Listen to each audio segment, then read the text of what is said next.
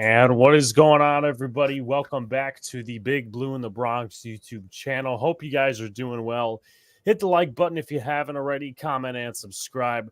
Turn on post notifications so you know when a live stream pops or a video drops. Appreciate y'all coming back. Share this out. Do all the good stuff. Hope you guys have been keeping up and enjoying the content as of recent.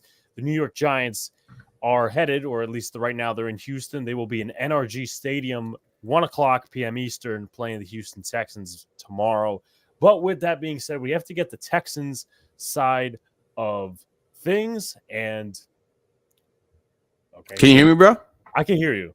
Yeah, I can't hear you at all. Oh, wow. All right. Audience, if you can hear me, let me know, because I don't know. what's up to Pat? What's up to Lou? What's up to I Must Panda? Lean Texans Swarm. So, all right. It looks like our host is or co-host is going to be back. But the New York Giants and the Houston Texans will be playing their starters for the first, at least for the first two quarters, which is pretty good to see. We'll talk about that more extensively, of course, when Mr. Ruben gets back in. Has some audio and technical issues. But once again, folks, his stuff should be posted right there. We got his Twitter there, but his YouTube channel is 713 Houston Sports. Okay, we could hear. All right, so maybe it was just. Are we better? We got it now, There bro. we go. We got it. That was Great. my fault. That was my fault. I had the speaker connected to the mic, so that's on me. I apologize. You're good. You're good, man. What's up to everybody in the chat? Jetsos Mess, In and Out Mobile Services, a lot of Texans fans hopefully coming in here. Swarm. So always love when the opposing fan base shows up. But Ruben, your first thoughts coming into tomorrow's game? I did see a little bit last week when they had it on NFL Network. You guys played the Steelers over in Pittsburgh, and you guys did pretty well. You actually won. So what are your first thoughts? Well, I'm just excited to see once again this offense get to work. We have yet to see the CJ Stroud and Stephon Diggs connection. And I know if that happens tomorrow, it's going to be insane. I will be at the game, bro. I'll also be at the tailgate. So it's going to be a scene. We're going to be lit over there. We also are going to find out tomorrow, man, who is our backup running back? Because right now, we don't know if it's going to be Dameon Pierce. We don't know if it's going to be Cam Akers, who we just signed a couple of weeks ago. But there are a lot of storylines brewing in tomorrow's game. So excited for it, man. And awesome, man. Thank you for having me on, bro.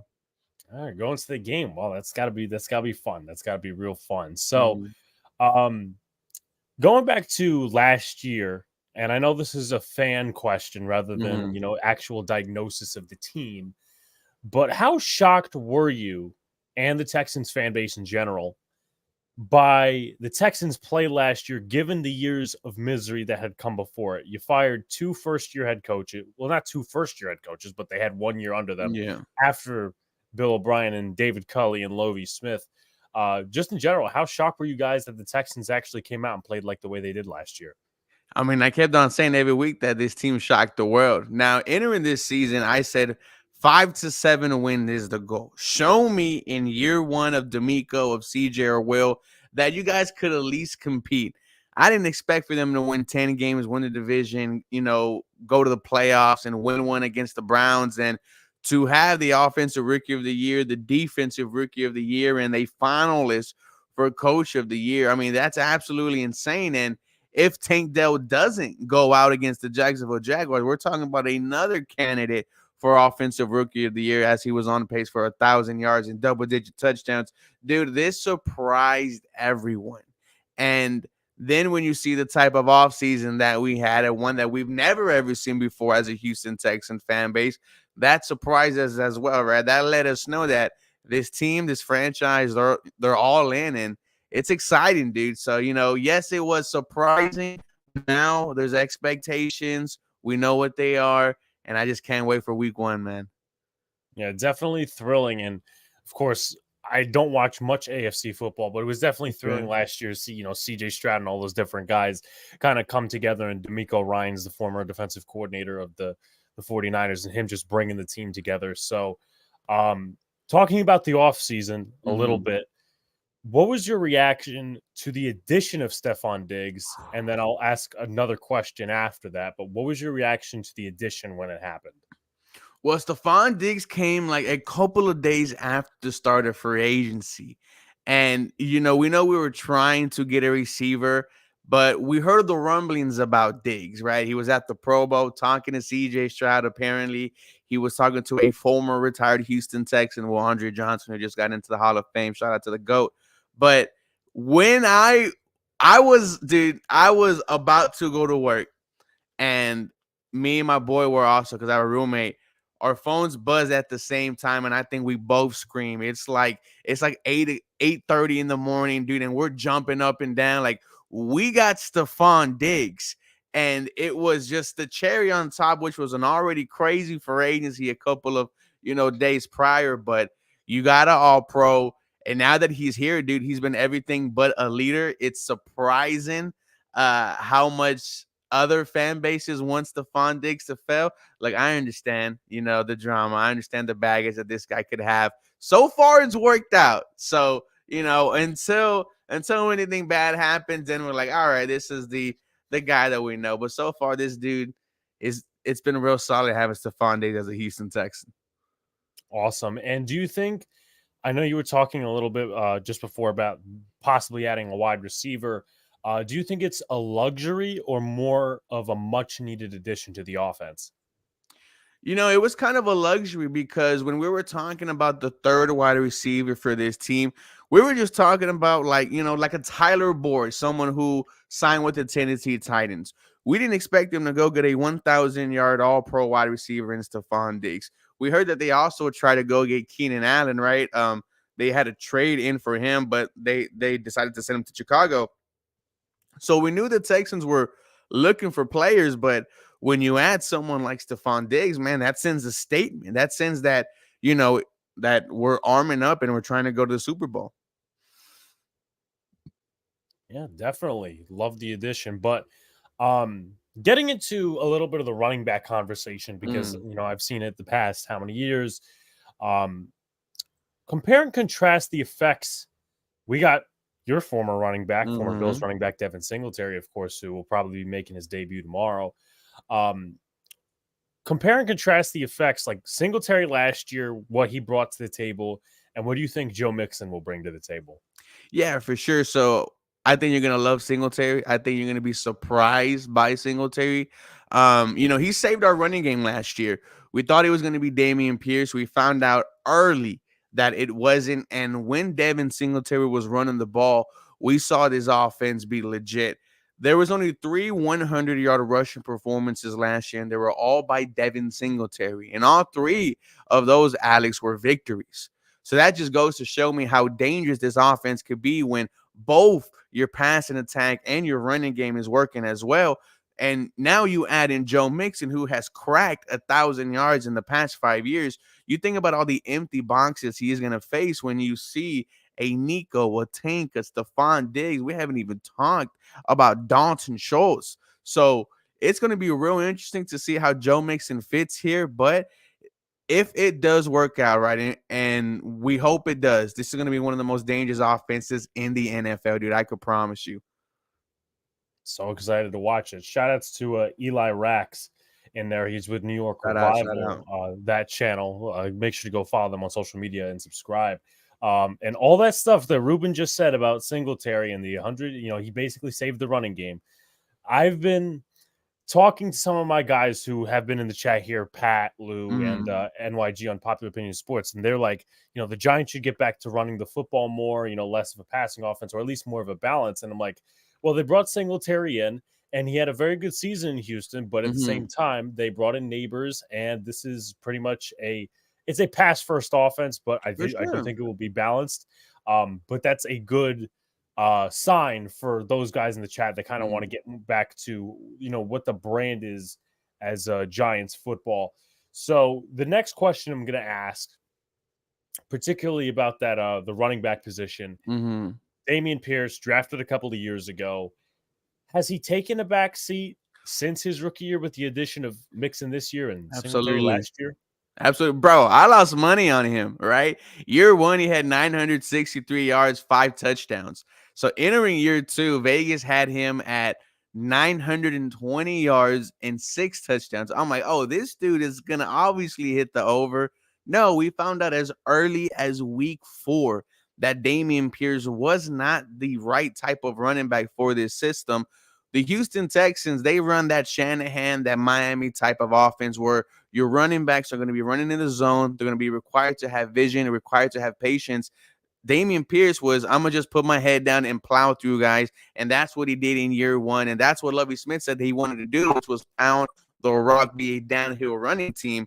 And it just hasn't translated for Dameon Pierce. Now, entering this year, we were having some hope. Can he figure it out? He had said on the Texans podcast that he expects himself to be better next season, which is this year. And he had the opportunity on Friday to show us that he could potentially be the backup running back if Joe Mixon cannot go week 1, because we haven't seen Joe Mixon so far starting against Indy. Well, bro, he gets 4 carries for 4 yards. And you're like, oh, okay. And I said it that it reminded me the 2 drives by the Houston Texans. It reminded me of all last year for the Houston Texans because they were without 3 offensive linemen. There was no Tunsil, Titus Howard, or Shaq Mason, and your running game did not help. You got in the end zone because of CJ shot. He found taking down that 34-yarder, where he broke multiple tackles. With entering Cam Akers, who we signed 2 weeks ago, he had a touchdown in the Hall of Fame game against the Bears. He had 20 yards on the ground, 30 yards through the air on Friday against the Pittsburgh Steelers. I can almost guarantee you, bro, we're going to see him there tomorrow with the starting offense. And if he does good, it might be the end for Dameon Pierce as the backup running back. Dude, you have some people saying that it would not surprise him if he's off the roster. Yeah, I mean, there's usually guys. I know that Jahan Dotson's one being talked about in Washington right now that he may not even make the team, and he's a solid back end wide receiver. Maybe even starting like 3, not a 1, but a 2 or a 3. But like you always see it, waiver wire at the end of training camp with all the cuts and stuff going on, that a guy or 2 will get dealt because certain dudes either don't make the roster or a certain position is needed by another team. So it wouldn't surprise me. And I was just wondering, like, they had Dameon Pierce, but I guess, they didn't like him as much and whatnot. But the next question I'll ask is a little bit about that offensive line, because I remember when we took Evan Neal, a lot of Giant fans also wanted Kenyon Green around the same time. And you also got a couple of different pieces on that line. The veteran Shaq Mason, who used to be in New England, and also I believe he's a second-year center in Juice Scruggs, if I'm right. Sir. Yeah, so our starting offense left to right would be, your LT Laramie Tunsil, Pro Bowler. You could argue he's one of the best in the NFL. Left guard Kenyon Green had a up and down year 1, was not there in year 2. We lost him for the season.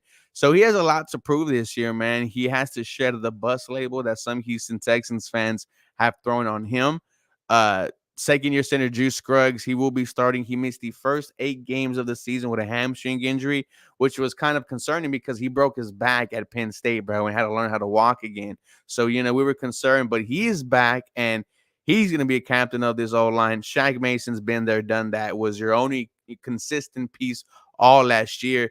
And then hopefully, if healthy, is right tackle Titus Howard. Now, the Houston Texans offensive line last year, they did not start 1 game together.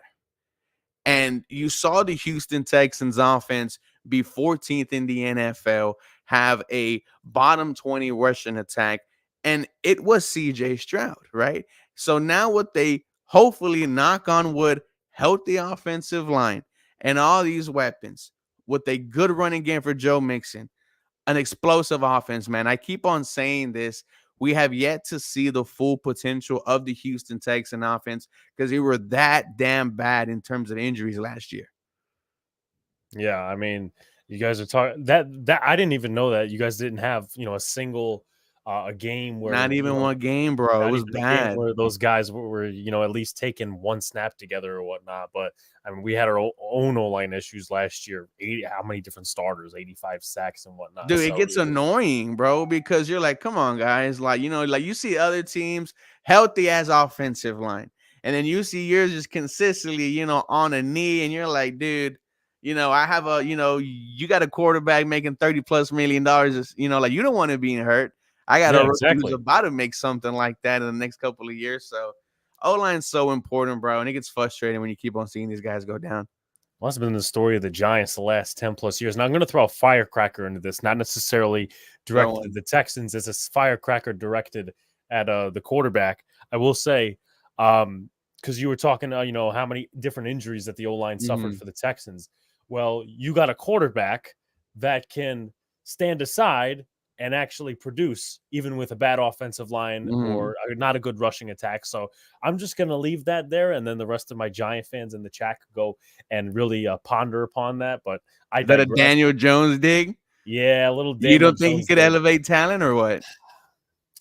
I was a big okay. So I'm going to go through the whole timeline. Go ahead. We got time. Yeah, of course. So he got drafted. I was a Dwayne Haskins guy, and I wasn't happy. Yes, definitely RIP. And I'm like, this guy's got the talent in the world. So they draft Daniel Jones, and I'm like, all right. Like, I wasn't very happy about it. And then the season hits, whatever. I'm like, okay, all right, 24 touchdowns, 12 interceptions, just remove the fumbles, and that's fine. So they fired the offensive coordinator, they fire everybody except for the general manager. The next 2 years, it's interesting to me that always the point that sends me off of a fucking cliff is Monday Night Football and Daniel Jones makes a stupid decision, because that particular time it was when he threw an interception to a defensive lineman against the Tampa Bay Bucks in 21. I'm like, this guy's done. He's not the quarterback. I ended up going to the next game, but that was the last game they ended up winning for the season. 2022 impressed me. And then I said, okay, gets paid. I said, that's a little bit of an overpay, but he needs to throw at least 25. A little bit. Holy fuck, bro. That was insane. No, yeah, listen, I agree. I agree to this point now. And then the Seahawks game, when that came around, I'm like, he really needs to show something in this game. What does he do? Well, he throws a pick six right in the hands of Davon Witherspoon. So I wanted a quarterback this year. They didn't get one. So whatever, people will say, oh, yeah, they tried or they didn't try. They live by the decision. They live by the actions. That's my opinion. Giants fans agree with me, whatever. By the way, what's up to Coach Ed and everybody else peering in chat? If you guys, it's going to be just me and Ruben tonight. So, as far as I know, Lou was asking for link. If you got questions about the Texans or the Giants, just put them in chat. And appreciate you guys for tuning in. And if you haven't already, sub up to G Nation, Coach Ed, Unpopular Opinion Sports. Great content all across the board for the Big Blue Crew. And of course, for my boy Ruben over here. Last year, it was Jonathan Greenard and Will Anderson. Now it's Danielle Hunter and Will Anderson. What are the perks of that upgrade? Dude, it's insane because, when we lost Greenard to the Vikings, we were like, dude, we're going to have to obviously replace something on the edge. So we were looking at the draft where we had at that point, the 23rd overall pick. And, you heard rumblings of, and like Panda said, let's hunt of Danielle Hunter, right? Who's from the H. And he took a 2-year, $48 million, fully guaranteed contract. Apparently the Colts offered more, but he comes to Houston. And dude, this God did not make man equal, right? So I've gone to every training camp that, that they had open to the public. This dude's a machine. Like, it's insane how tall and how strong this man is, but he's a freak, dude. And you're adding him next to the defensive rookie of the year. So Will Anderson Jr. is learning from Hunter, and also, Hunter, who he's been around Everson Griffin, who was also on all-pro defensive edge rusher. So he has so much, knowledge to give young Will. He had 16.5 sacks. Will had 7, and I feel like it's going to be a point where you cannot afford to double team either one, because the other one's going to feast. And then you add in, we brought in Danico Autry, who also had 11 sacks on the season. Unfortunately, he got popped for PED, so he'll be out 6 games. But when he comes back, that pass rush is going to be filthy, dude. Danielle Hunter, man, it was a big signing, and it was one where it's like, all right, not only are we going to shore up the offensive side of the ball, but we're going to make sure we bring in one of the best edge rushers on the market. Yeah. And I find it interesting considering the 2 additions. I don't know what your thoughts are on it, or you think it's just a dead duck conversation, but they were also supposedly in on the conversation for Matt Judon. Does that surprise you at all? It doesn't surprise me. What I like to hear is that we're in those types of conversations. So even if it doesn't work out, I just like to hear, hey, the Houston Texans try to get Matt Judon. Hey, the Houston Texans were interested in Justin Simmons. If you are 100% bought in, like you say, then you should be looking at all the talent on the board. Yeah. What's up to Rolo in the building? What's up to In-N-Out Mobile Service? Got to see him up close, and Hunter is a monster. Boy was born and raised in New York, got that accent. Well, if he's, of course, referring to me, I mean, I spent 12 years of my life in Eagles country, but yes, I was born here. Do I sound like I have an accent? Well, I mean, like Houston a Texas accent or like sort of. It's like molded in there a little bit. Okay. I mean, as I said, I spent most of my years in Eagles country, but I was born here and I came back here a couple of years ago. Hell yeah. Talking about the corner position, and this is interesting because I don't know if you kept up with Hard Knocks. If not, the details are going to come out of my mouth. Dude, right, so much drama from you guys. Yes. So much drama with quarterback position, and then I feel like they overplayed the Saquon Barkley thing, but that's me. That's just me. How has this guy looked in camp? Because I'll detail the backstory and then I'll put his name out. The Giants drafted Tyler Nubin in the second round, but he was not their number one pick. The safety, right? Yes. Okay. The safety from Minnesota. Yes. They had two guys on their board that went a few picks beforehand. Kool-Aid McKinstry and Kamari Lassiter. How was Lassiter looked in camp? A dog. Okay, so coming into camp, I was saying this guy might be starting week 4.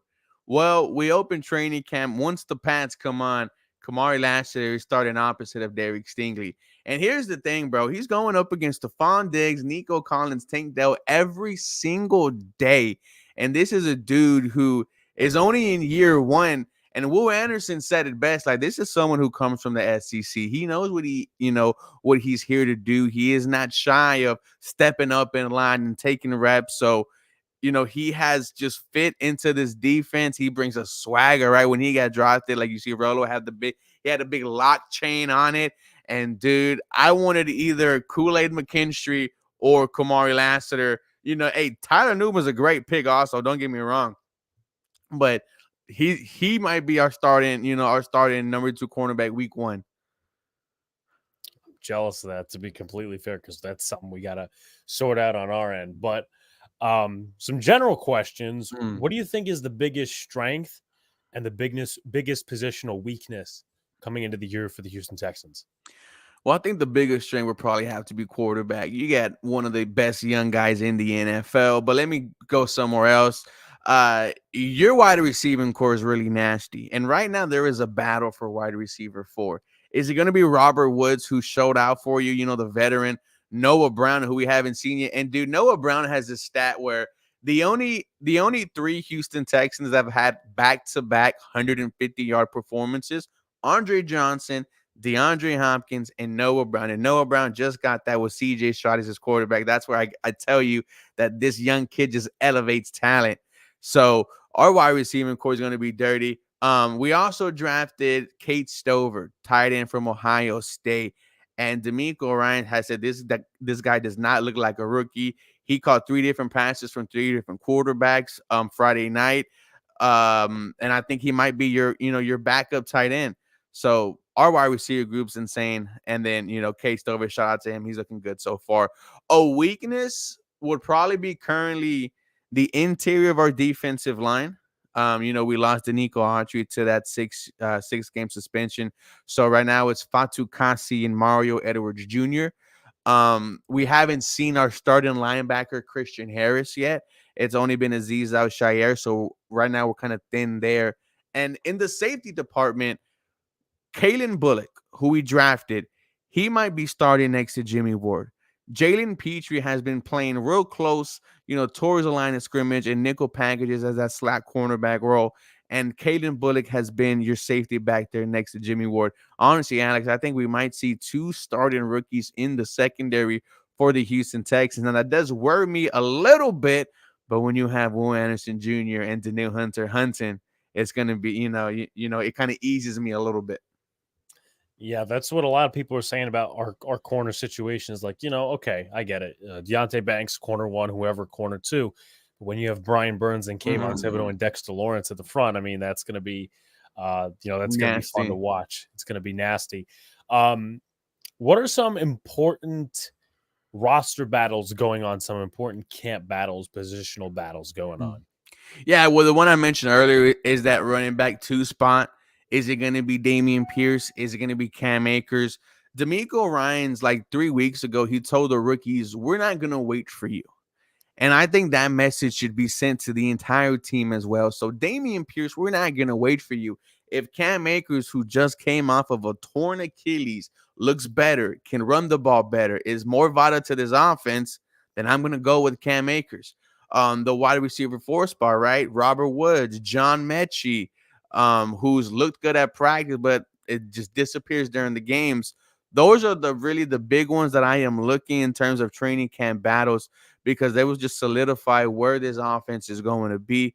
On the defensive side, everything's pretty much set. It's just Christian Harris hasn't been out there. And then I think Kalen Bullock is going to be the starting safety. I'm looking at that backup running back spot and that wide receiver 4 spot. Yeah, shout outs to BC14 and Nesto. We just signed Joshua Kelly, so I think our backfield is pretty good so far. Gray, Tracy, Singletary, but I'll pass. Thank you for the kind offer. So on Hard Knocks, Giants, yep, they wanted Kool-Aid and they wanted Lassiter. As I said, I was a big corner 2 fan as far as that goes. I guess the second to final thing is, what are you looking for tomorrow in the game? Who are you watching? What do you want to learn? I want to see Stephon Diggs. I need to see that connection. Dude, if he catches a touchdown, NRG is going to be insane. The one thing, just off the game that I want to see is how the crowd is tomorrow. I wonder if the first preseason game is going to have more people than a game where Lovie Smith was a head coach or David Culley was a head coach. Man, there is a vibe here in the H, dude. I've been saying that the love for the Houston Texans is back in this city. So I'm going to the tailgate tomorrow. If it's a scene out there, man, it's only just going to reiterate more to me that, where all systems go. I want to see Stephon Diggs do something crazy. He catches a touchdown, it's going to go insane. It's going to go viral. You're going to have me screaming Super Bowl as soon as I get on the camera and talk on Bleacher Report. But also, like I said, if I see Cam Akers tomorrow with the starting offense, and that's going to tell me a lot about what they think about Dameon Pierce. And I want to see how long they have Kalen Bullock starting back there. Yeah, definitely. So, final thing before I let you go for the night, Ruben. I put out the stuff in Twitter and all that sort of stuff before. I'll be sure to send it out again. Where can people find you and what you do? Absolutely, man. Just type in 713 Houston Sportcast on YouTube. I'll pop right up. On Twitter's at 713 capital HOU. And then sports, that's where you can find my work, man. I drop daily Houston Texans content. And hopefully in just a couple of days, you can find me also on ESPN 97.5. You're dropping content on there as well. Good luck to you, bro, man. I had fun tonight. Yeah, I had fun. Good luck. We'll see, obviously, what happens tomorrow. Both teams are playing their starters. So, Ruben, it was a absolute pleasure. Hell yeah. And good luck to man. Good luck, tomorrow, man. Have a healthy season, bro. All right. So that was, of course, Ruben Gomez. If you guys haven't already, please subscribe to him. And if you haven't already, please subscribe to this channel as well. I just want to talk about some stuff before we get out of here. Because the Giants, it's been a week-ish since their last game. And there's definitely some stuff to talk about. So I want to talk about the new transactions that the New York Giants made. They signed Joshua Kelly, Raheem Lane, Jonathan Sutherland, and today Jakob Johnson.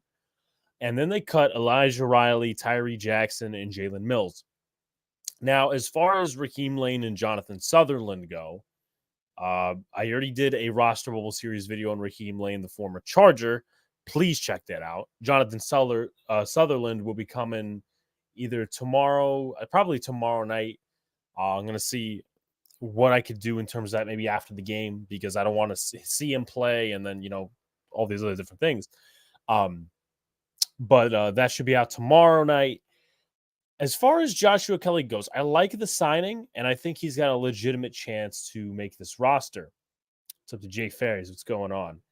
Are the starters getting any reps against both team starters are playing? The Giants will play their starters the first 2 quarters, and possibly, I don't think they're going to do this, but Dan Duggan, one of the beat reporters from The Athletic, said that the Giants may play their starters in the 3rd quarter, like maybe the first drive. I don't really see a reason for that, but if they do, they do.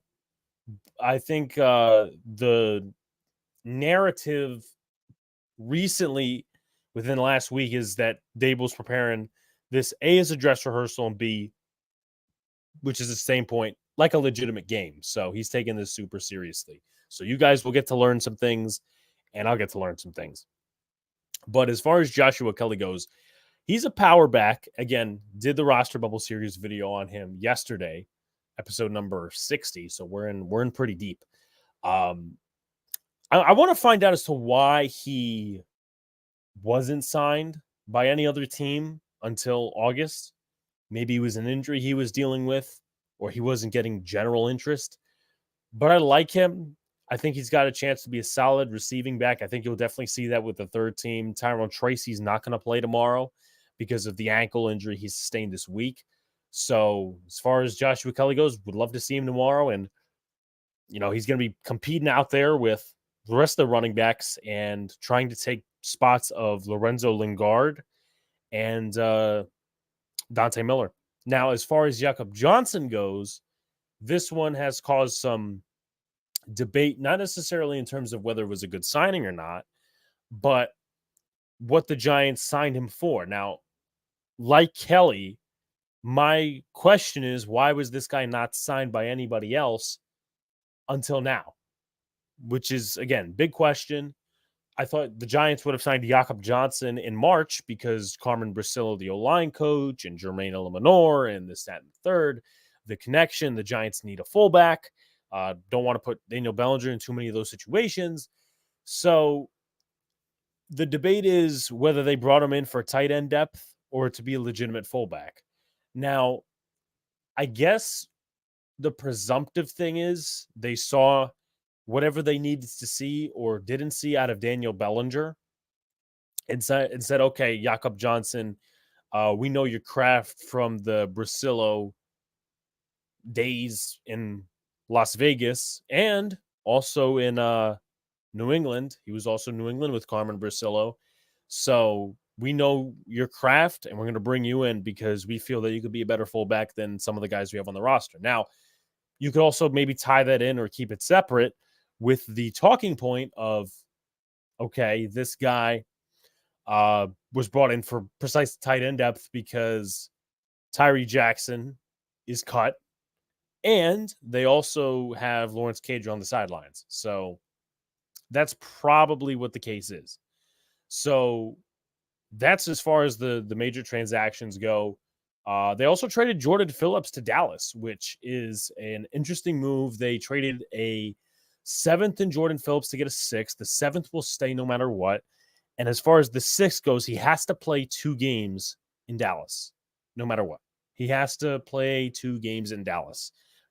They can't cut him. They can't put him on the practice squad. That's not the conditions of the deal. Now, I want to talk about this before we get to the injury bug and the players to watch. Let me just see if there's any new comments here.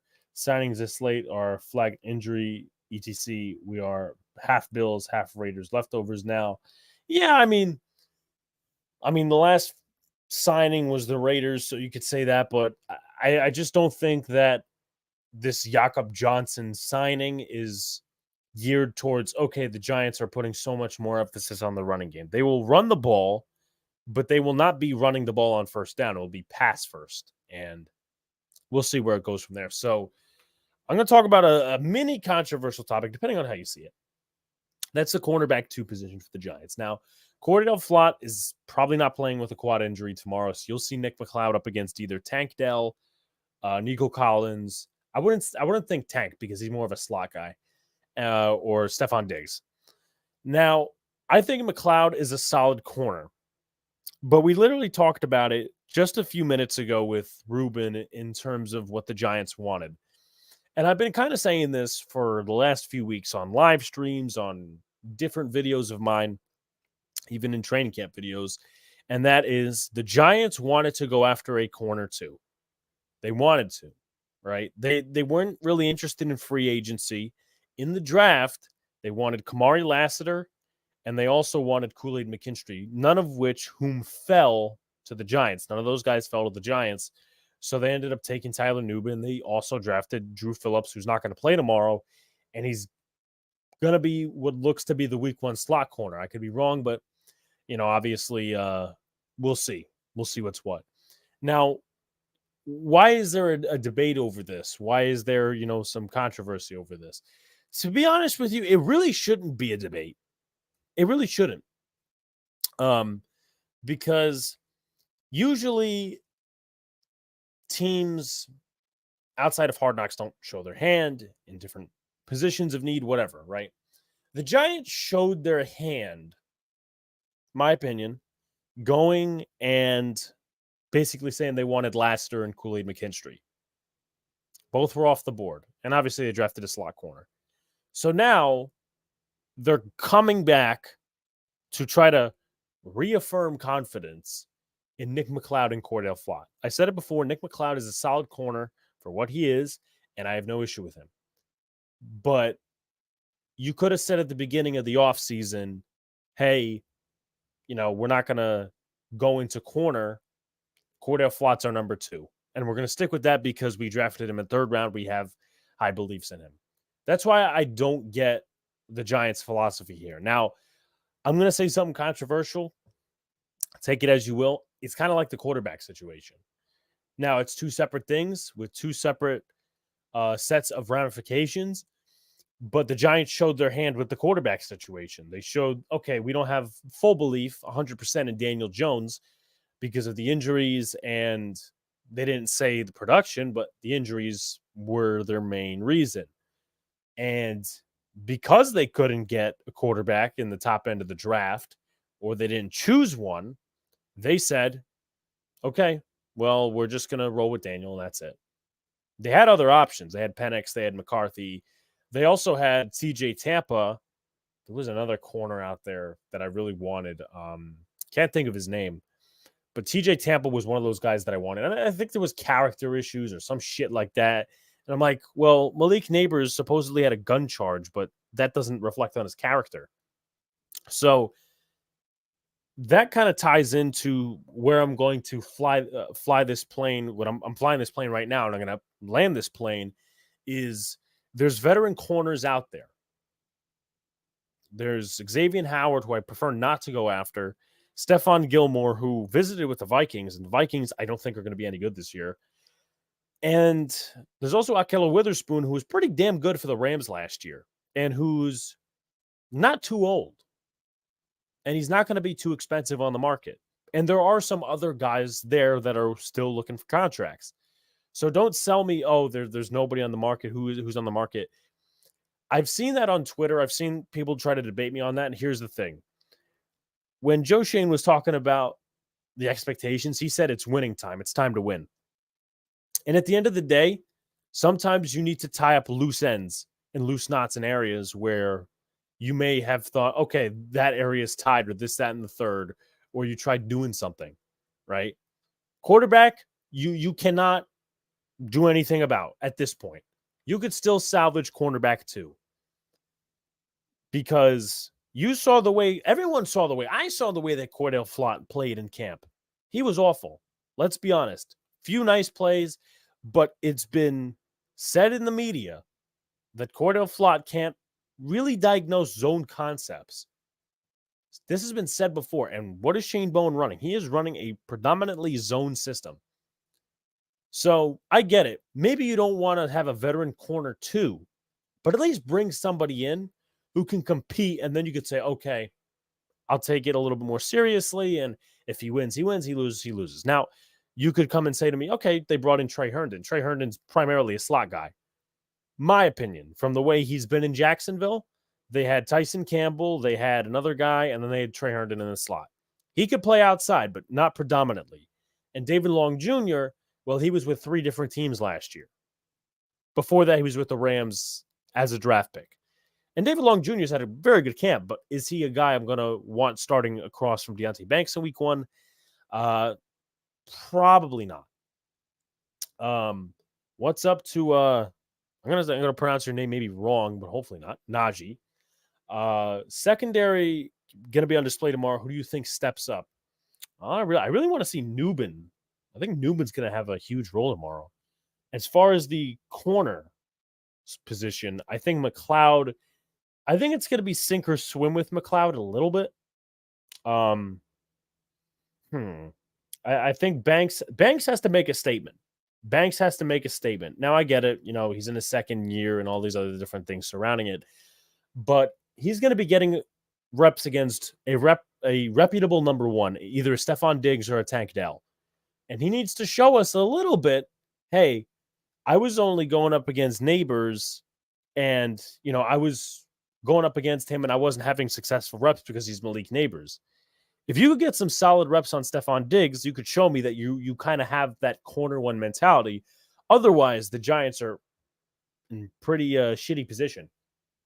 I hate drafting quarterbacks. Cornerbacks, would rather get them in free agency.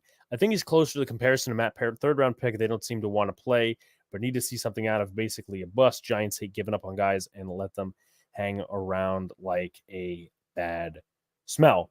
I mean, listen, I agree. That's a very good point. And I'm going to get to William Watson's comment in a second.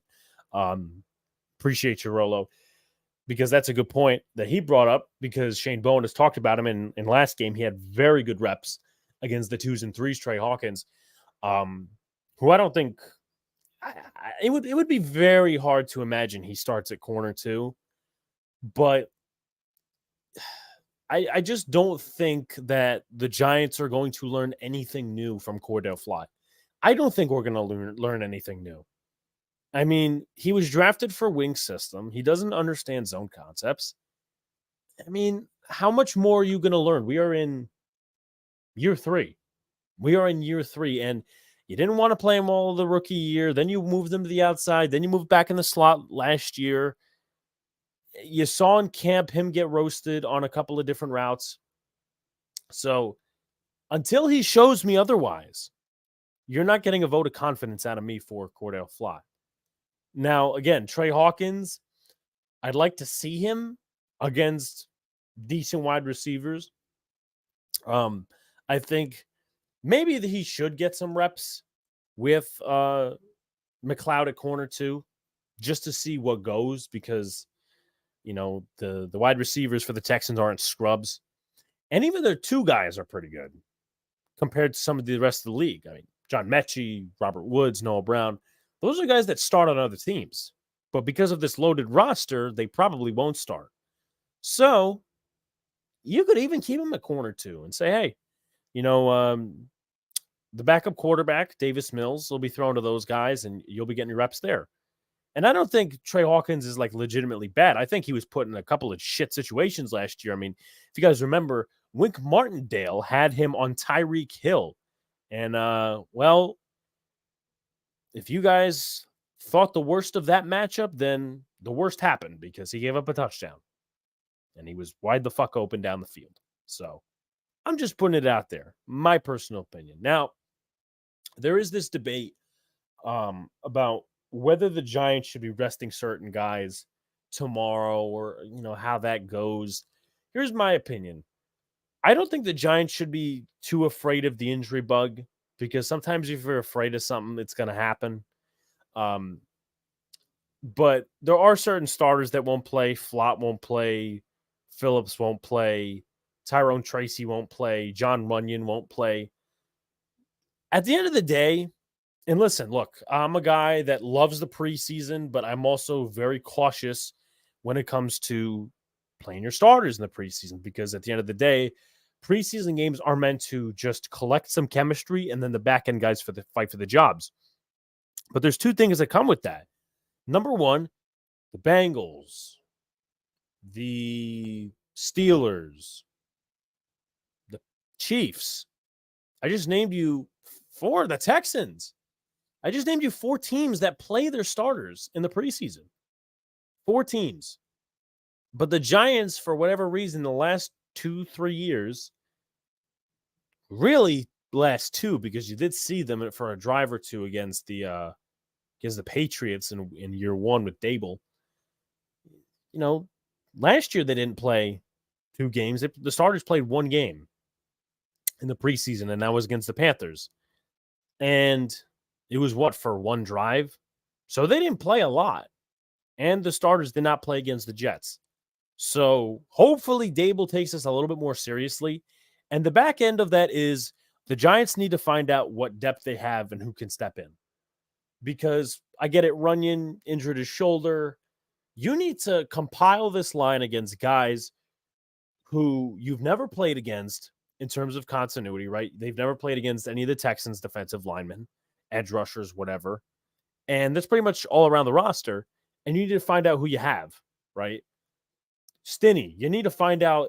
He was with the second team last week. He's going to be with the first team this week. Jay Kubis, you need to find out. Let's just say, God forbid, Van Roten gets injured. God forbid somebody else gets injured. You need to find out what you have. Jay Kubis.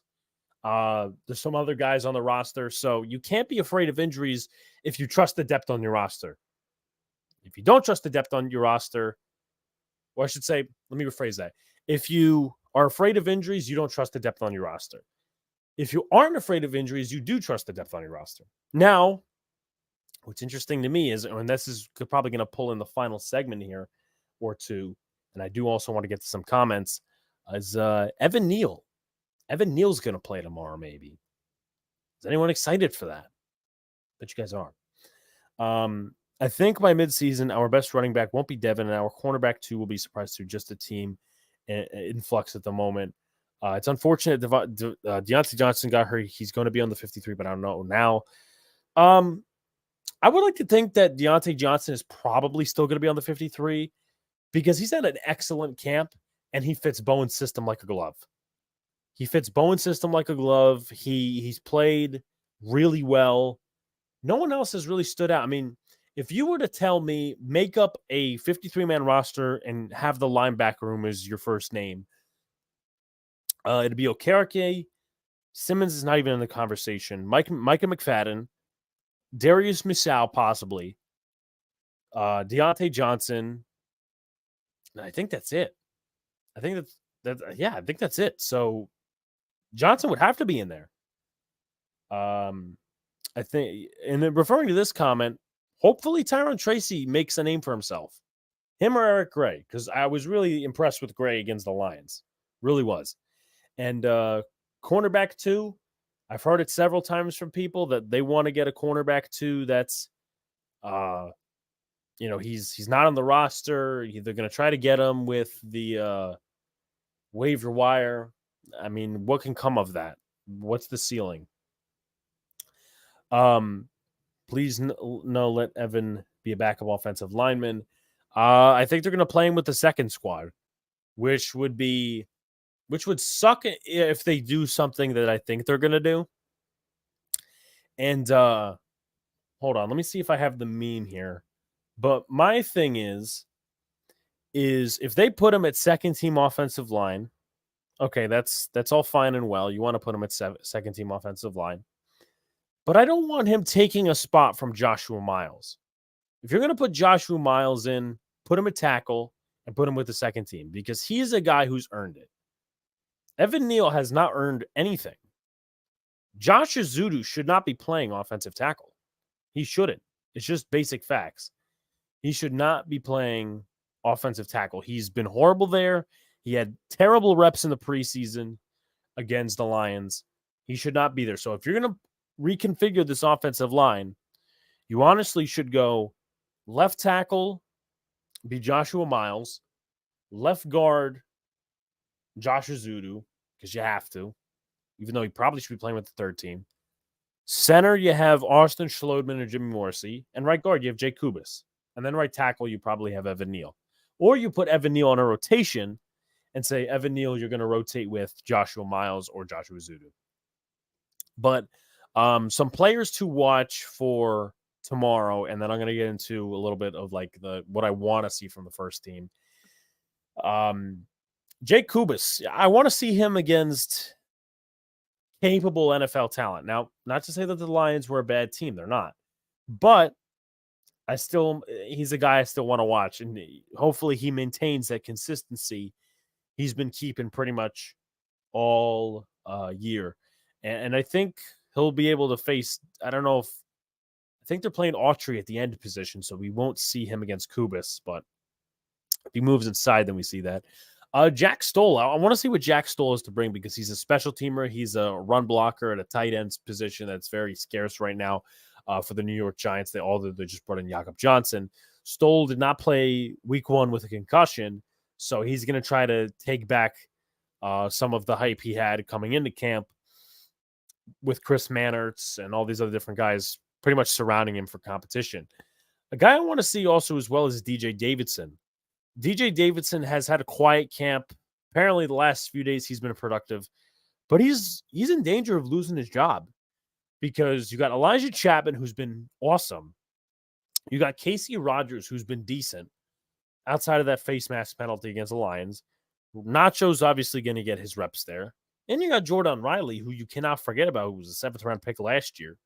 So DJ Davidson definitely is in contention of losing his roster spot. I do want to see Carter Coughlin a little bit on specials. He did not play last week due to a lower body injury. And I would also like to see some reps at inside linebacker. I want to see Joshua Kelly, talked about him earlier, get some basic reps at running back. Hopefully he can put up some competition to Dante Miller and Lorenzo Lingard, who the Giants just signed from the Jaguars, I believe it was. So I want to see Lingard a little bit too. I want to see Lingard, I want to see Miller, and I want to see Kelly. And I don't want them to run the football as much as they did last week towards the end of the game because you're kind of telling your opponent you're going to run the football. I mean, I get it. You want to see the O-line kind of gel, but you want to get it to your receivers. And that's what the Giants didn't do last week, which is a little negative, right? I mean, they had the lock injury and all these other different things, but John Giles, you need to see some stuff out of him. You need to see some stuff out of Urasante. And you would also like to see something out of Allen Robinson, who I think had a catch for 5 yards maybe last week. So he's a guy that's looking to get a roster spot, and I would welcome Allen Robinson being on the roster because he's the leader of men. He's been on several teams. He's got over 1,000 yards. So that's just my personal opinion. Raheem Lane, would love to see some stuff out of him personally. Jonathan Sutherland, both guys that just got signed. I want to see what they got. KJ Cloyd, Giants signed him a few days ago. Special teamer and decent linebacker, undrafted free agent out of Miami. Would like to see what he's got. Casey Rogers, I want to see a little bit more consistency with him. So, second and third team reps. Hopefully no penalties this time, but he was getting some real push last week. And I want to see a little bit more out of Christian Holmes and Trey Hawkins too. Trey Hawkins, I want to see some development with him. I want to see him play really good at that corner 2 spot, whether it's first or second team. But Christian Holmes, the Giants picked him up last week, just before the preseason game. And he didn't play too well, but maybe it's because he didn't know the system or whatnot. So those are my bubble players to watch and just, players to watch in general. Drew Lock and Tommy, we can't win with those guys. In the preseason, you probably could, but in the regular season, Tommy needs a real good team around him. So does Drew Lock, but the film got out on Tommy last year. That's why the Giants lost against the Saints. I just think the Giants are in salvage mode. I just don't think that the Giants are in salvage mode with Neil yet. You watched them a lot over the decades too. The way they do things, the way they do things is way too obvious and repetitive. And there's a lot of people who think Evan Neal should move to guard. So, keep him in one position, but there is no way he should be in the starter spot anytime soon unless somebody gets injured. And even then, make it an uphill climb. But, folks, I'm going to get on out of here for the night. I appreciate all the love in the chat. The podcast episode recapping this should probably be, let's see, 2 days after the game. I'm going to say probably Monday, 12:30. Look out for the Texans recap. I'm going to do a roster bubble video tonight that should release probably, I'd say 10, 11 o'clock, and one tomorrow. So we're going to keep it constant with the content. Appreciate you guys. Like, comment, subscribe, turn on post notifications so you know when a live stream pops through drops. If you haven't already, please sub to Ruben 713 Houston Sports. There's a lot of great stuff over there. Appreciate you guys. This should be on the podcast platforms a little bit later. Peace out. See you later. Stay cool. Let's go Giants.